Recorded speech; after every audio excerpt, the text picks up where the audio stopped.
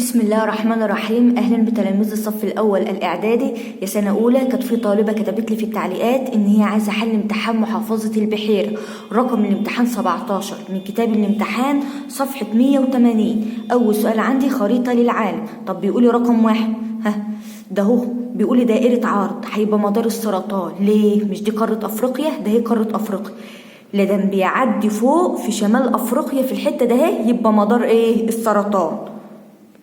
رقم 2 بيقول لي قارة، ده هي قارة أمريكا الجنوبية، ده هي أمريكا الجنوبية.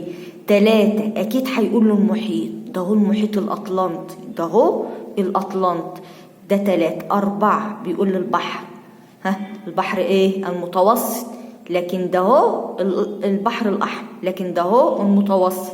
رقم 5 مشاور لي على هضبة، ده هي مهمة، اسمها هضبة أثيوبيا أو هضبة الحبشة في قارة أفريقيا. طب عندي 6 جبال، ده هي جبال الهيمالايا في قارة آسيا، جبال الهيمالايا. بيقول لي ما المقصود بالسدم ومحور الأرض والتلال؟ السدم مجموعة هائلة من الأجسام الغازية تظهر في السماء على شكل سحابة من الغبار. محور الأرض خط وهمي يصل بين نقطتي القطبين الشمالي والجنوبي مرا بمركز الأرض ويميل عن الخط العمودي بزاوية ثابتة مقدارها 23.5 درجة. التلال أرض مرتفعة من سطح الأرض تشبه الجبال ولكنها أقل منها ارتفاعا. ده علامة صح أو غلط مع التصويب، لازم أصوب علشان ما نقص في الامتحان. تنتمي مجرتنا إلى النوع البيضاوي، غلط، إلى النوع الحلزوني. من المدن الواقعة على خطوط طول مختلفة تتفق في التوقيت، غلط، أشيل تتفق واكتب كلمة تختلف في التوقيت. أدى الشكل الكروي للأرض على اختلاف زاوية سقوط أشعة الشمس، صح. تعتبر الرياح أهم العوامل الخارجية التي شكلت سطح الأرض في المناطق الصحراوية، صح. اكتب ما تشير إليه كل عبارة. كواكب بعيدة عن الشمس وكبيرة الحجم وبطيئة الدوران حول الشمس، الكواكب الخارجية. مساحة صغيرة من اليابس يحيط بها الماء من جميع الجهات، الجزيرة. ما العلاقة بين لون النجم ودرجة حرارته؟ تختلف ألوان النجوم في السماء على حسب درجة حرارتها، فنجد أن أكثرها حرارة لونه أزرق وأقلها حرارة لونه أحمر. دي الإجابة. عايزين العلاقة بين السهول وكثافة السكان. طبعا السكان بتتركز في المناطق السهلية وبتقل على عكس الجبال، بيبقاش في تركز في السكان عند الجبال. هنكتب الإجابة يا سنة أولى من أول هنا. تعتبر السهول أكثر ملائمة للنشاط البشري على عكس الجبال، لذلك ترتفع الكثافة السكانية في مناطق السهول، وخاصة إذا كانت هذه المناطق غنية بالموارد الاقتصادية. يوجد حزام الكويكبات بين كوكب المريخ وكوكب المشتري. عندما تتعامد الشمس على مدار الجدي في 21 ديسمبر يبدأ فصل الشتاء فيه. هنا ارسم الرسمة، يعني الطالب الشاطر يرسم الرسمة عشان ما يغلطش. ادي الرسمة. رسمة يا مس؟ هنرسم الكرة الأرضية زي ما أنا معلماك أهو، وبعدين تعمل خط الاستواء في النص كده زي برضو ما أنا معلماك، وبعدين تكتب إن هنا شمال وهنا جنوب زي ما أنا علمتك ترسم الرسم. وفي الجنوب تكتب ان هنا هنلاقي مدار الجدي، وان هو هيبقى مدار السرطان، صح كده. نقرا بقى. عندما تتعامد الشمس على مدار الجدي، فين مدار الجدي؟ اهو، يعني الشمس فين؟ الشمس هنا تحت عند مدار الجدي، متعامده اهي. وبيقول لك يوم 21 ديسمبر يبدأ فصل الشتاء. الشتاء بقى هيكون فين؟ تعالى تاني، مش الشمس هنا اهو، يبقى هنا صيف، ويبقى فوق على طول الشتاء.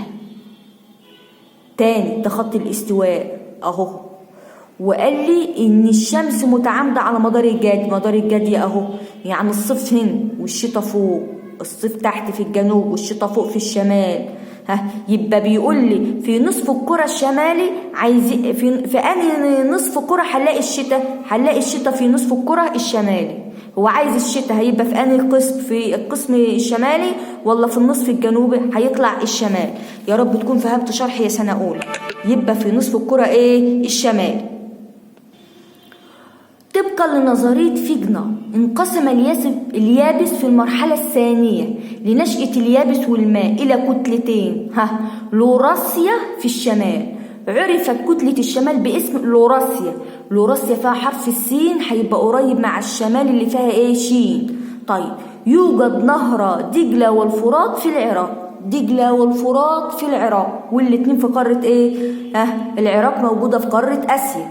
بما تفسر تعاقب الليل والنهار بسبب دوران الأرض حول نفسها. لو انت طالب شاطر لحد هنا اكتب بسبب دوران الأرض حول نفسها. الطالب بقى اللي بيحفظ كتير وشاطر تكتب كده بسبب دوران الأرض حول نفسها أمام الشمس من الغرب إلى الشرق مرة كل 24 ساعة. بما تفسر نشأة جزر هاواي في المحيط الهادي. هقول كده: حيث تبرد وتتجمد المواد المنصهرة الخارجة من فوهة البراكين وينشأ عنها الجزر البركانية مثل جزر هاواي. أهمية دوائر العرض مهمة لأنها تفيد في تحديد مكان الإنسان على سطح الأرض شمالا وجنوبا. تشترك مع خطوط الطول في تحديد مواقع المدن والبلدان. تستخدم في تقسيم الكرة الأرضية إلى مناطق حرارية والتعرف على أحوال المناخ من حيث درجة الحرارة والرياح والأمطار. أهم حاجة تكتبها في دوائر العرض التعرف على على أحوال المناخ. ثانيا التاريخ. صوب ما تحته خط. عرف المصري القديم حرفة الزراعة في العصر النحاسي؟ لا، في العصر الحجري الحديث. تم اختيار مدينة منف عاصمة موحدة للبلاد عام 42 قبل الميلاد. لا، هتبقى أون، ده عاصمة الوحدة الأولى أون. أسس زوسر الأسرة الفرعونية الخمسة؟ لا، الخمسة أوسر كاف. أقام الملك رمسيس الثالث سد اللاهون بالفيوم، مش رمسيس الثالث، إمنمحات الثالث. نشأ أول جيش نظامي، السؤال ده هو مهم، بمصر الفرعونية في عصر الدولة القديمة؟ لا، في الدولة الحديثة تم إنشاء أول جيش نظامي، يعني جيش منظم. ما النتائج التي ترتبت على زيادة المسؤوليات فرعون أو الملك في مصر الفرعونية؟ 1. اتخاذ فرعون وزيرا له. 2. ظهور منصب الوزير في مصر الفرعونية. اعتقاد المصريين القدماء في البعث والخلود.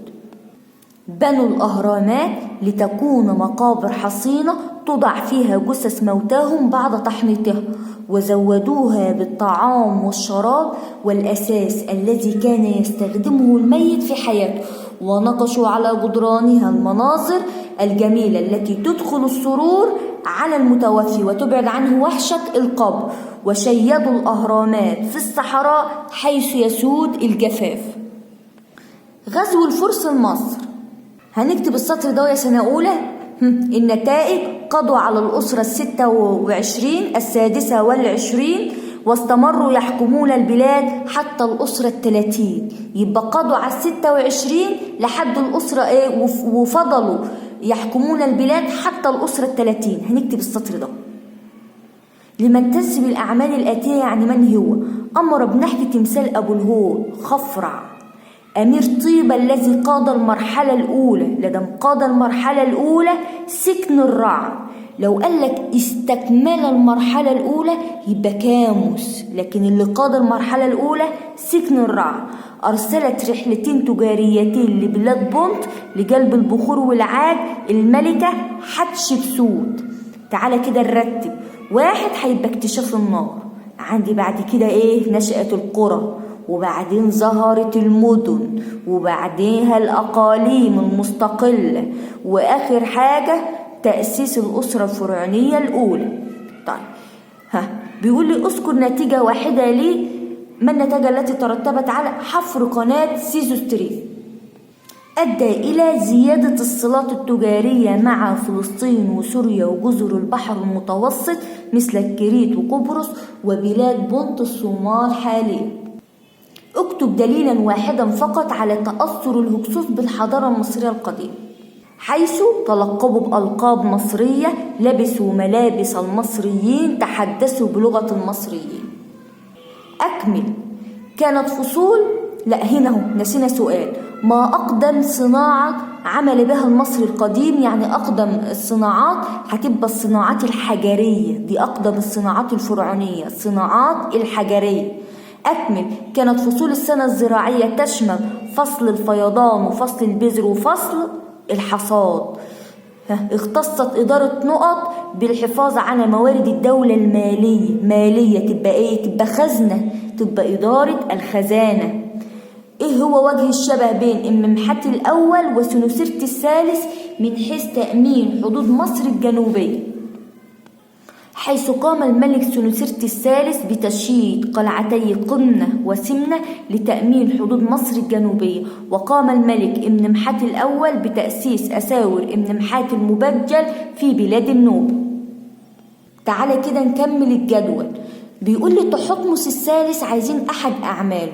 أقام أقدم إمبراطورية في التاريخ، انتصر على أمير قادش في معركة مجدو، قسم الجيش إلى قلب وجناحين، أول من اخترع حرب المفاجأة، اكتب أي واحدة فيهم، عايز واحدة بس. نادى بعبادة إله واحد سماه آتون، ومنحطه بالرابع، واكتب بين قوسين إخناتون. أحمس إيه هي أعماله؟ طرد الهكسوس من مصر، عقد معاهدة سلام مع الحيثيين. أول ما تشوف معاهدة سلام تفتكر على طول رمسيس الثاني، رمسيس الثاني. احنا كده خلصنا الامتحان يا سنة أولى. لو في أي امتحان عايز حله، أي محافظة عايز حلها، أي سؤال ما انتش عارف، اكتبهولي في التعليقات أو كلمني على الواتس. وافتكر دايما يا سنة أولى إن أنا موجودة هنا علشان أساعدك، وربنا معاكم يا سنة أولى.